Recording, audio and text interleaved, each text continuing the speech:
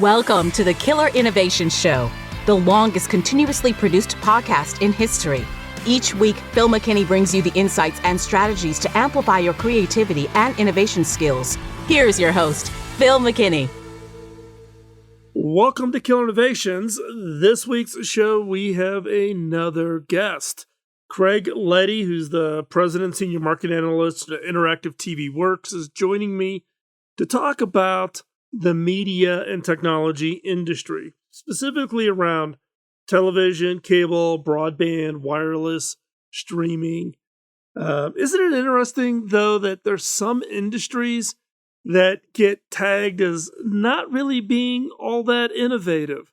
They tend to get viewed as being pretty tried and true and maybe doing the same thing, maybe slightly differently, or maybe more digitally, but from the standpoint of being classified as what I would call highly innovative, there's just some industries that don't get credit for it. Craig, both as a journalist, but also as an innovator himself, has been covering this industry for quite some time.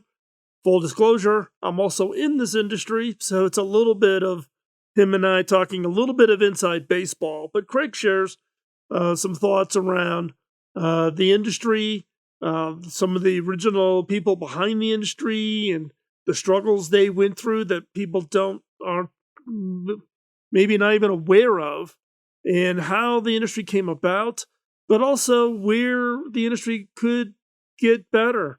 We do talk a little bit about the digital divide, which is the accessibility and the affordability of broadband services to reach anybody and everybody, so everybody has the fair opportunity to compete and to take advantage of the digital economy. So we do spend a fair amount of time talking about the digital divide, but we cover a whole wide range of other topics. So this is one of those shows you definitely want to listen to. It may not be an industry you're into, but I think you'll get some insights into struggling as an innovator, how long it takes to stick with something before it becomes successful, having that innovation grit, and just also hearing us have a fun and interesting conversation. So before we hop into this week's episode, got that favor to ask: follow, like, and share. Follow on social media, like this episode, give us a thumbs up, and also share it. Find others that you think would benefit from hearing about today's show. And with that, let's hop into this week's episode.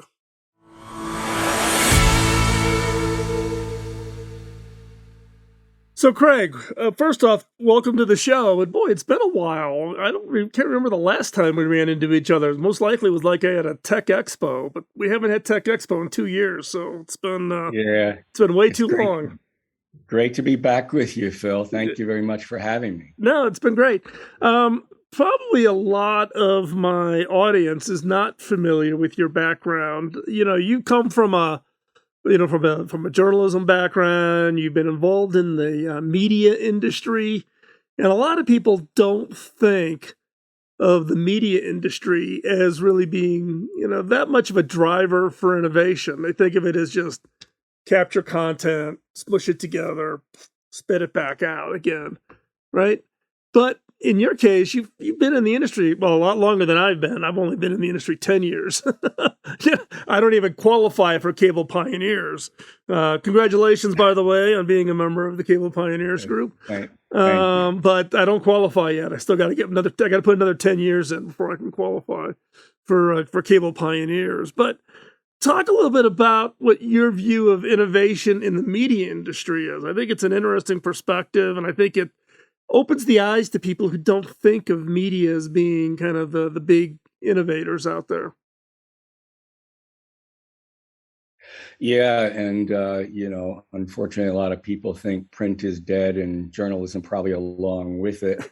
But we've seen so many different changes, and I've lived through them, from being a reporter for a suburban newspaper, all the way to being an editor for Cablevision magazine, covering our business, and and then making this transition to the internet world with primarily with light reading and heavy reading, where the model has been, to do news online and then events and deep dive reports and that sort of thing, which has all been good, but very challenging through the pandemic. And I think there's a lot of innovation that still needs to occur. Now of trust and what's fake news and what's real, and I think journalism is in a very tenuous position right now. I'm still a huge believer in it since I grew up with it. But there's still room for more innovation, I feel. Yeah, well, I mean, and I know you've had a background in interactive TV, which was kind of one of those things that people kind of got all buzzy about and all excited about, and the buttons on the remote, Sky with its red button to get drill Yeah. down into the next level of information. And there's been attempts in the industry to innovate, but we always tend to kind of fall back on the more maybe did the digitalization of the approach versus really changing the approach. Is there some inherent, you know, something holding the media industry back from making more bolder leaps? Why did interactive TV not catch on like we had all hoped it would?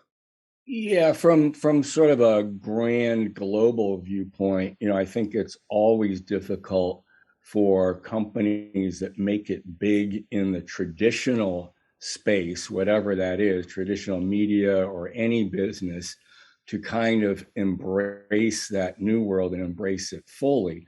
So they kind of send out the soldiers, the canaries into the coal mine to see what's cooking and if it's going to work out.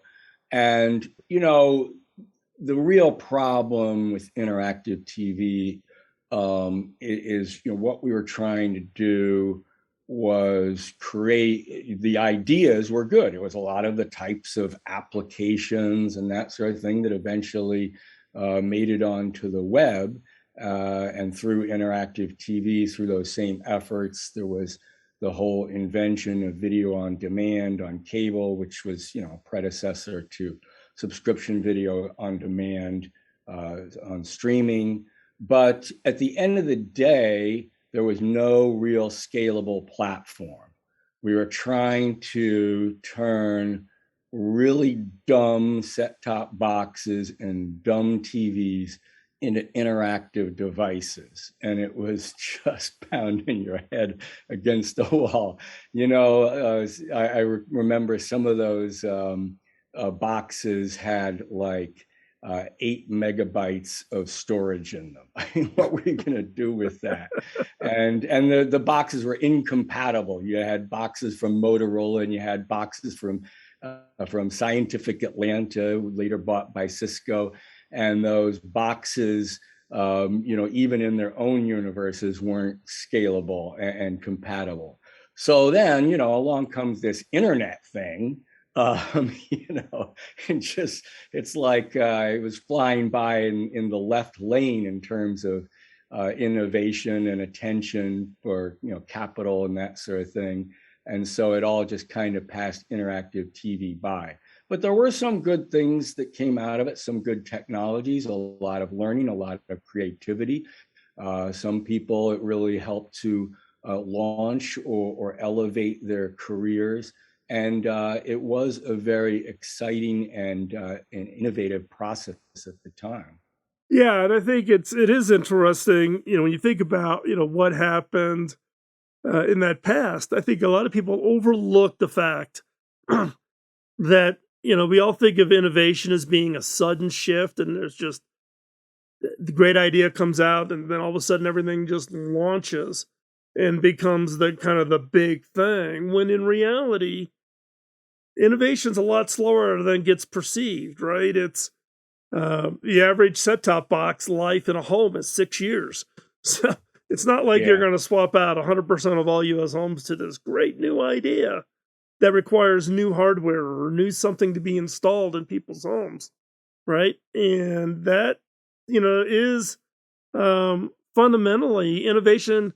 While it appears to be the great new thing, is takes a lot longer. I mean, I get stopped all the time. People ask about, wow, have you tried it? Have you seen this new thing called podcasting? And I'm like, yeah, I've been doing it for 18 years. An Yeah. overnight success that took 18 years to get ready. And I think in some cases, it's almost having that visionary that sticks with it.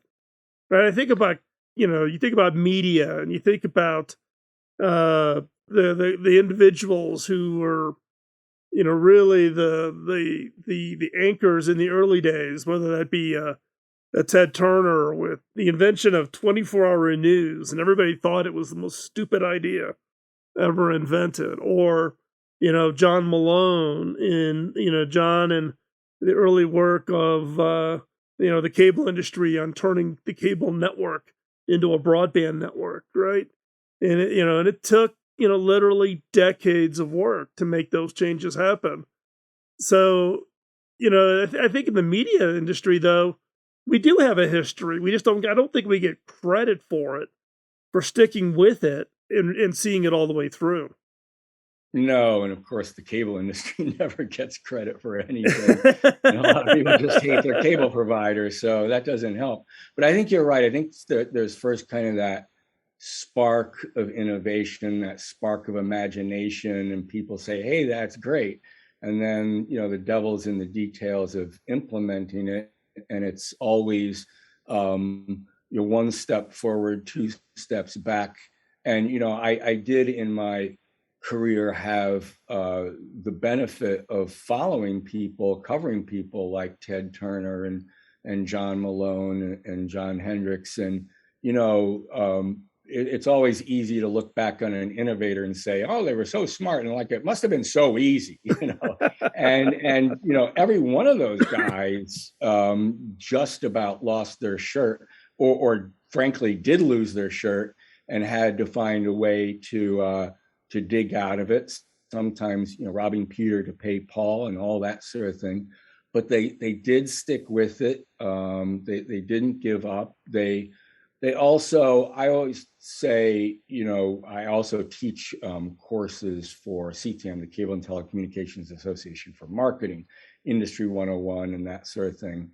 And I always start by saying, those people in that day, they didn't have an MBA program on how to start a cable network or whatever. They paid attention to consumer demand. They stayed one step ahead of it, thinking, all right, here's the next thing. And they also understood what the technology could do and didn't do. And if they didn't understand, they surrounded themselves with very smart people, a lot of people who are some of the unsung heroes in these industries, but they do the heavy lifting and do make it work. And, eventually it comes to pass, maybe through their efforts or related efforts, competitive efforts. And you're right, it takes some time to get out there. Yeah, what I have found, and look, I'm new to this industry. Coming from when I was CTO at HB, and people think about Silicon Valley and the risks, and entrepreneurs and venture cap. I'm like, you want to know people willing to take risks? Come to the cable industry. Here's people who were willing to write, billion, $5 billion, $10 billion checks to invest, to expand their network, to do the build out, mortgage their homes, put 100% of their stock up on the line, right? There isn't an entrepreneur in Silicon Valley, short of like Elon putting, money up for Twitter. And even then he's Right. leveraging a lot of other people's money to pull that deal together. But Elon's putting up a lot of his own money for that deal. But I'm just amazed at even the size of the companies. If you look at the Roberts family at Comcast, or the Rogers family at Rogers, or uh, you know, Rocco at MediaCom, or you go back to any of the entrepreneurs who literally brought this up out of the dirt. Yeah, they've all achieved success, and people tend to. I think you're right. People tend to write them off, or not write them off, but kind of say, "Oh, it was easy." You were in the right place at the right time. Everything just kind of fell in your lap until you sat down with these people and really hear their stories, and how they had to literally write a personal check and put deposits in to cover payroll, and put a second, third mortgage on their homes in order to make sure they had enough in capital to extend the network or fix a network after a hurricane came through or whatever, right? It's very entrepreneurial. Even today, the culture in the industry is extremely entrepreneurial. And again, I think it doesn't get the credit. I think people don't see the story behind the story. Yeah, and one thing that I'm really impressed with right now is, you've obviously got the big players. You've got, Comcast, Charter Communications, now known as Spectrum, my provider, Altice USA. You've got all these big guys through a lot of consolidation, but there are still around this country a number of very small cable operators, Yep. and they are building out fiber in big ways right now, and very working hard to help close the digital divide. Right. And which is another passion of mine, and that's just great to see. And so there is still a lot of entrepreneurial spirit, maybe not quite to the degree there was in the past when things were really booming, but there's still a lot of it out there, and it's great to see. Well, I think, coming off of COVID, I think the broadband network, ISPs around the world did a phenomenal job. When you think about the sudden move to work from home and learn from home and digital telehealth, so you could stay, deal with the health issues of the pandemic. I think the ISPs around the world did a phenomenal job in response to that. I think now what we're seeing is I think COVID opened up people's eyes to the digital divide. And the way I think about digital divide is it's two dimensions. One is availability. Can I even reach a network? Am I living in an area that even has some form of me even being able to reach it? And then the second part of that is the affordability. Am I going to be able to afford it? And in fact, what was it, yesterday here in the United States, the White House, along with the FCC, and along with all of the major broadband providers, not just cable, but all the cable guys and AT&T and Verizon, all the players have all agreed to creating a broadband offer below a certain price point that then radically expands the affordability of broadband to all populations. I think of the video that was played on the news early in COVID, which showed the two sisters sitting their backs against the wall next to a Taco Bell. And they were using the Taco Bell Wi-Fi in order to do their schoolwork because they didn't have, broadband Right. at their home. And you see videos like that, and you go, we as a society cannot let that happen. We have to find a way to address the digital divide. And I think this also points to competitors can even come together, right? AT&T, Verizon, Comcast, Charter, Cox, Rogers, Shaw, Virgin, Vodafone, and look what Vodafone's doing with the Ukrainian things going on in Europe. Yeah. Yeah. I think this shows that even though you may compete, there's the right thing to do, and this industry does the right thing.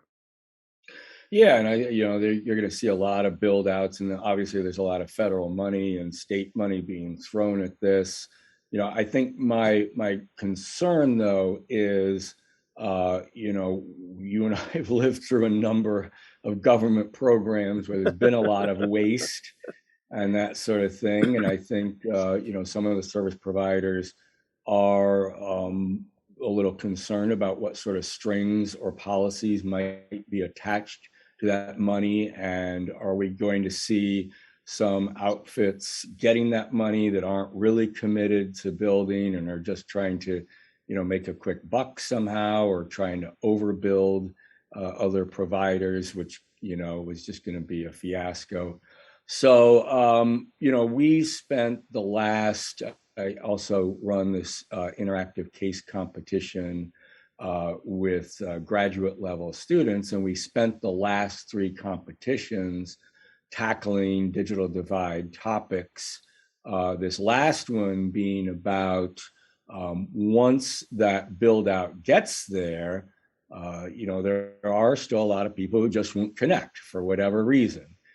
How do we persuade them? How do we motivate them to actually get a connection? And the winning team from Drexel LeBeau College of Business really came up with a unique plan based around students and schools, and it was sort of a pay-as-you-go broadband model where students or households with students could get more broadband, but have it kept at an affordable level so they could do their education tasks they needed, but keep the money down. So so there's got to be some attention to what happens at the end of the line, right, once that connection gets there. Yeah, it is interesting. And NCTA put out a study looking at why people don't connect, right?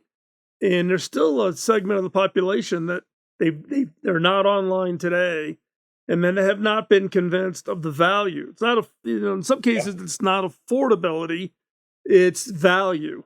Is there value to getting online, right? It's not a way. If you haven't had it in the past, you don't know what you're missing. You don't have a reference point to know why you should get connected. And for those of us who live their life online, like you and me, and our, me with my 5 grandkids, it's, my wife lives on her Facebook portal talking with all 5 of the grandkids, right? If I took her portal away, I think, I'd be in a world of hurt. I better make darn sure the network is working so that she can talk to the grandkids. So for those of us that do it every day, it's there's not a value question, but there is a value question for people who've found a way through life without being online. And that's an interesting segment of the population of how do you expose people who've never been exposed to broadband? Yeah, and there needs to be, some digital literacy training, right, and all that sort of thing. And, some people will probably never get connected. They'll think it's a government plot or something. Well, that's an interesting point, because one of the, we talk about, and we've talked about it here on the show a few times here, most recently with some other guests, around the 10G program, which is the cable broadband industry's vision to 10 gigabits. Right, 82% of homes today have access to 1 gig, and the network is moving to 10 gig. But speeds and feeds, that's how the industry's always sold it. It's how consumers have always purchased it. But consumers' interest is much broader than just speeds and feeds. Security and privacy, with all of the ransomware, the headlines, ransomware shutting down fuel distribution, and hospitals getting held ransom. There's some people that say, I'm not online today, and I like it that way because I know all of my stuff is protected. I'm not worried about, someone snooping. It's a conspiracy theory thing, or that there's bad guys out there. I think security and privacy is quickly bubbling up of being of concern. And it goes back a little bit to digital literacy, because what can people do? And is there an opportunity to innovate in a way in the security and privacy realm that lowers that fear, concern of being in an online experience? Yeah, I think that's definitely a big part of it. And, It's unfortunate. I mean, we all have to be on guard, all the time. It's I can't imagine what these ISPs, are having to spend on security these days. It's just nuts because they're under constant attack. And I email a lot of these people at these different companies, as you probably do, Phil, and there's a couple that it's very hard to get your emails through. You get tossed into spam folders or blocked or whatever. Can I blame them? No. Yeah. I have to go back to good old telephones and calling people and say, did you get my email? No, it must have gotten blocked. But they have to put up the big walls or else they're in trouble. Yeah, it is interesting. You talk about getting, blocked or whatever. I mean, even inbound, my work email address, it is amazingly how much spam actually gets sent. And we're only 240 people, right? We're not like one of the big ISPs, right? But every company out there, I don't care whether you're a big business or small business, whether you're, a beauty salon, everybody's a target from these people. And the challenge is protection. How do you do that? And I could, and look, what our part of my day job with my team is how do we innovate along all of the dimensions. And so the 10Gs on broadband, 10Gs on, privacy and security, but it's also about network reliability. We saw that raise up as not a concern, but a desire from the consumer, and then also latency, snappiness, the responsiveness of the network. Consumers are becoming much more sophisticated on their ISP purchasing and what they want it for, what they're going to do with it. And it's no longer just who's got the best speed for the lowest price. There's a lot more complexity, a lot more nuance to those elements of the network, which kind of leads into, the question that I get all the time is okay, we're giving now 82% of the U.S. homes have access to 1 gigabit service. 82% of homes can call up their cable provider and get 1 gig service today. What are people going to do with 1 gig, 2 gig, 5 gig, 10 gig? What's coming? And that's the premise around the 10G challenge, which is, heck if I know. I have some pretty good ideas. I don't think anybody has a really clear picture of that. But we need innovators, people with really good ideas to come up with the ideas to do that. And I think the broadband industry is unique in the fact that we built the networks and then Netflix was invented and YouTube were invented. It wasn't like Netflix and YouTube existed and then the network came around. The networks were built and then innovators came on top of it. And I think I am super excited to see what innovators are going to do with 2 gig and 5 gig and 10 gig networks, the kinds of experiences, the kinds of next generation services. I'm not a big buy-in on the metaverse, but that's one that everybody wants to talk about. Yeah, I think your idea for the 10G challenge is really terrific, and I'm really looking forward to seeing what sort of use cases come up. My guess is that most of the initial ones will be kind of large industrial uses rather than something where I'm going to need 10G in my home. But who knows? I mean, did we need 100 meg, a few years ago? Who knows? So, there are those things out there. And I think the metaverse and virtual reality and augmented reality and, all that sort of stuff. But, and again, I go back, being around this industry as long as I was just earlier today, it was funny. And you talked about HP. I'm not at my home location, and I was trying to connect with the HP printer here. By the way, Phil, it wasn't very successful, so you got to come out here and fix it. But no, we're connecting via Bluetooth, Your earlier comment about how sometimes it takes a long time for an innovation to really take hold and take off. And I remember when Bluetooth first came into being, and I was sort of like, well, so am I going to use this thing? And it almost kind of disappeared from the spotlight for a while, and then it came back in a big way on all our phones and all our devices. And of course, we use it as a connectivity medium all the time. But there's one that, it kind of took a while to bubble back to the surface. Well, it's interesting. You talk about Bluetooth. I remember the first time I ever saw Bluetooth. I used to serve on Michael Dell's advisory board long before my HP years, obviously. And Michael had me down to Austin to visit, and we were walking around, and he took me into one part of the building where the engineers were working on kind of future tech stuff. And a lot of people don't think of Dell as being highly innovative, but in this case, they had a demonstration around Bluetooth. And I kind of had the same question, like, okay, it's short range Wi-Fi. It's not optimal. It's not very high speed. You get beyond 30 feet, it's not going to work. So it's kind of why would you use that? Why not just use Wi-Fi? Why not just use something else? But Michael Dell was pretty convincing. He had a vision.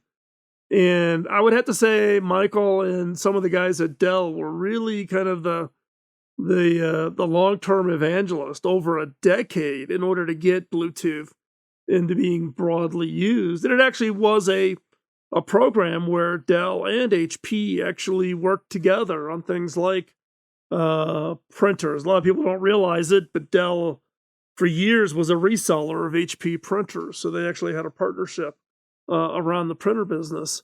But it goes back to that point of, overnight successes that took a decade in the making, to be in the right position at the right time, to be successful. Right. Yeah. Hey, real quick, talk a little bit about, you mentioned earlier about this interactive case competition. And so talk a little bit about that. I mean, you've been doing it for a while. And I think the way I think about it also is it's a great opportunity to highlight the great thinking of students and, typically at the graduate level, expose them a little bit to the industry, but also for us to get fresh eyes on opportunities and problems. Yeah, so we're now in our 11th year, and Phil, nobody in their career path says someday I'm going to run a case study competition. But this goes back to those interactive TV days, and I was helping to produce a number of little conferences about different technologies. And we were in a bar, because often the best ideas are hatched in a bar. That's where innovation really occurs. And it was after one of these conferences, and somebody said, everybody's sort of saying the same thing, and we're preaching to the choir. And we need some fresh thinking. We need some thinking from students, from millennials at the time. And so we started a case study competition. The first one was out in Denver at the Daniels College of Business. And it was just terrific. It was just great to see what the students came up with. We didn't expect them to understand every little nuance of a technology or whatever. But in the early days, we would actually give them very specific technologies to work on and come up with marketing plans or use cases or what have you. Things like network DVR and video on demand and a lot of different types of innovative services. And then we've done it in a lot of different ways. We've had fictitious companies that we show up that have a real world challenge that the students have to tackle.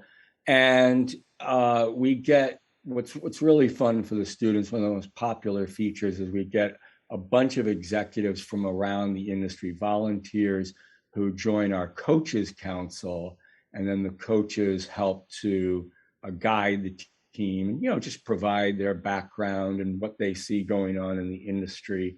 And the students really like that. So it basically goes about semester long, and then we all get together. And of course, we were doing it live for a number of years, but now that we do it on Zoom, it works very well.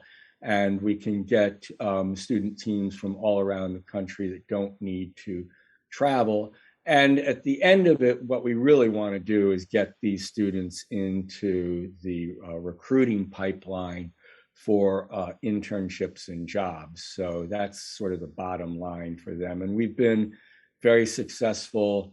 We say more than 40% of our alumni, I think it's really now about 50%, are in the media and tech industry today. So that's been really great. So our next one, just to do a plug, is going to be called the Emerging Tech Challenge. And we're going to have student teams develop use cases for a number of emerging technologies, 5G, 10G, the metaverse, and all that. So that's going to be really interesting. And if we can twist your arm, Phil, we'd love to have you as a judge when it concludes online on November 17th. The judges also are a terrific aspect of it. So if there are any students out there, or if you know a school that might be interested, please go onto our website. You can go to interactivecasecompetition.com and apply there. Yeah, and we'll put that link up in the show notes. And and again, I think what's interesting here is it is a great on-ramp into the media industry, and so it's those students who are interested in the industry segment are learning more about the industry. Here's a way to kind of find out, but also contribute, and at the same time, build out your network. Right, it's all about your network. I could tell, I used to do a guest lecture at the D School at Stanford every semester when I was at HP, less so now. And Columbia University, the entrepreneurial graduate course at Columbia, etc.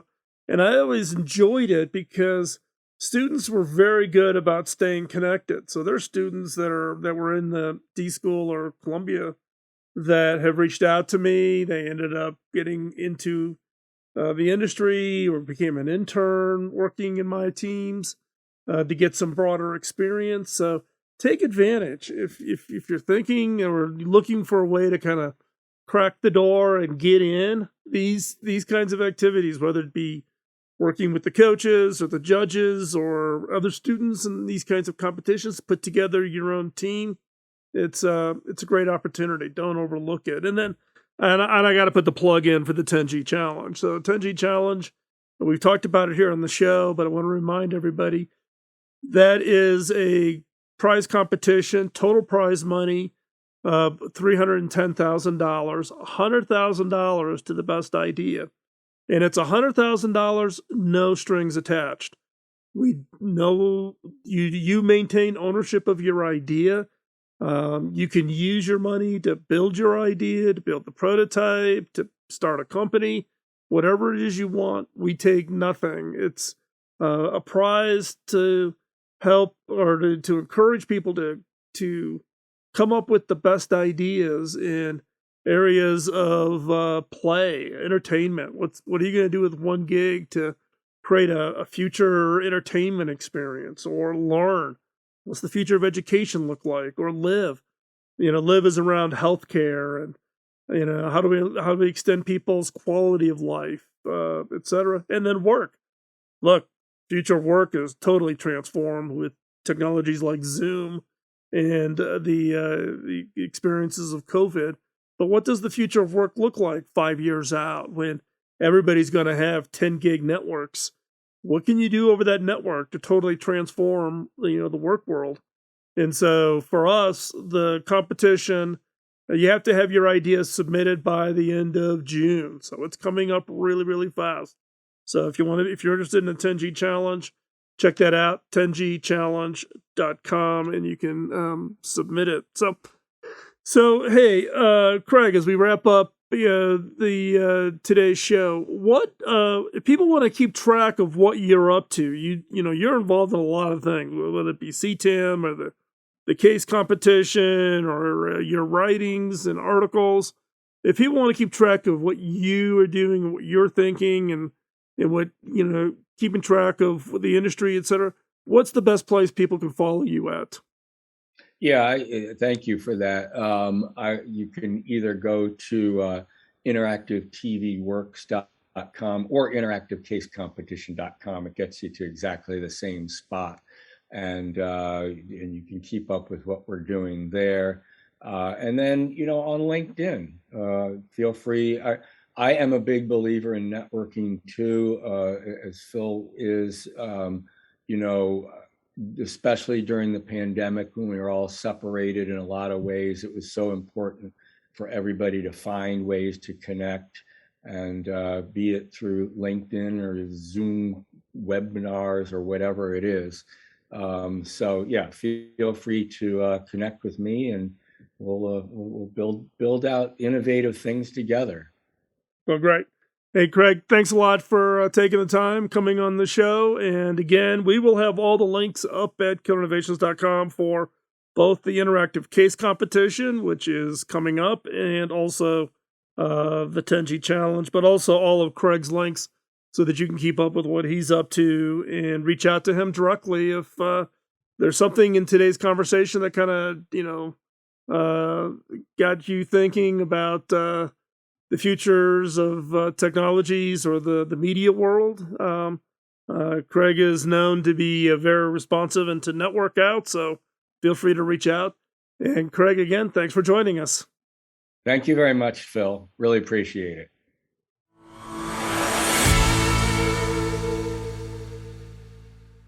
As we wrap up this week's show, I want to encourage you, think about, particularly if you're a student or a student, or maybe you're a teacher at a university, to get your students to join the interactive case competition. This gets a lot of visibility in a very big and powerful industry. It's a way for your students to think about bringing fresh eyes to opportunities and problems and challenges, and have an impact and see that impact become real, and get their foot in the door to an industry that could clearly and directly benefit from the thinking of those students. So check that out. We'll have links over in the show notes. I would also encourage you, consider submitting an idea for the 10G challenge. $310,000 of prize money is on the line. Top prize of $100,000 goes to the best idea. The best idea being that idea that shows how you would take advantage of multi-gigabit networks to create something new, something that has high impact, something that's going to transform how people live, work, learn, or play. For each of those categories, the 4 categories of the competition: play, entertainment, learn, what's the future of education, live, how are we going to make people's quality of life better, and then work, what does the future of work look like? Each of those 4 categories can win up to $50,000 each. All of this prize money is no strings attached. There's no equity. You don't have to give up your idea ownership. You get to keep your idea, and now you can take this money and go build it and go start a company or do whatever, right? There's no strings attached to the prize money. We are looking for innovators to come up with the best idea. Time is running out. All ideas are due by the end of June of 2022. So this is June of 2022. You want to get your ideas in. Go read up on all the rules. There are restrictions. It's restricted to certain geographies because of laws, etc. You want to go check that out. Hop on over to 10gchallenge.com. 10gchallenge.com, and you want to get that in. So these are 2 ways. If you're an innovator, if you're a student, case competition, If you're not a student, but you live in the right geographies, just again, because of national laws, etc., here's your chance to win a competition, to get the money to build your idea. Here's your opportunity. If you're struggling with it, you got a great idea and you don't have the money, here's your chance to win the money. 10gchallenge.com. So go check that out. Hey, Ken, I want to thank you for taking the time for joining today's show and looking for feedback. So let us know if there's also a guest you would like to have on the show who you think would make for an interesting conversation, who's got an interesting innovation story or a unique perspective of a certain industry or whatever. Let us know. You can just drop us a note, or you can go over to killerinnovations.com, fill out the contact form, and give us some background, and we will track the people down. You don't need to know them. You don't need to give us an intro. It could be just somebody that you heard on another podcast who you think, wow, that would be great for the listeners over at Killer Innovations to hear. So just let us know. We would love that. We've actually had 2 recent guests on that came from recommendations from listeners like you. So please let us know. Love to hear your thoughts.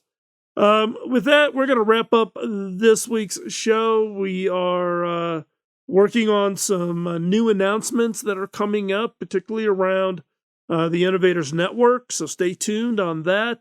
If you want to join the conversation, the community is still up and running over at the innovators.community, free online community of innovators. You can hop on over there, check that out, be part of that conversation. We're always looking for new, interesting ways to engage the community. Not engage with us, but engage with each other.